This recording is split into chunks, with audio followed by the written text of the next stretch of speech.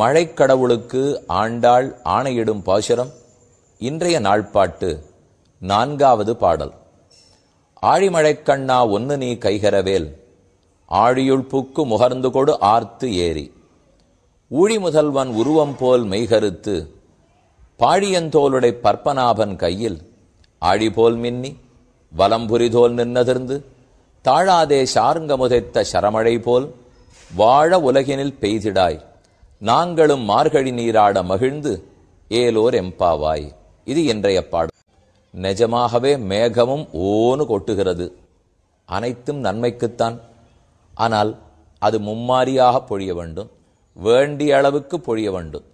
அதிவிருஷ்டி ஆகக்கூடாது, அனாவிருஷ்டி ஆகக்கூடாது. அதிவிருஷ்டினா அதிகமான மழை, அனாவிருஷ்டினா மழையில்லாத பஞ்சம். இரண்டும் இருக்கக்கூடாது. நாம பொறுக்க பொறுக்க பைய பைய மழை நீர் பெய்ய வேண்டும். அதற்குத்தான் இந்த பாடல் இப்ப ரொம்ப முக்கியமாகிறது. மழை வேணும்னு பிரார்த்திக்கிறதுக்கு இந்த பாடல் தான். அது சரியான மழையாக இருக்க வேண்டும். என்ன மும்மாரி பொழிதல்னு 3வது பாட்டில் பார்த்துருக்கோம்.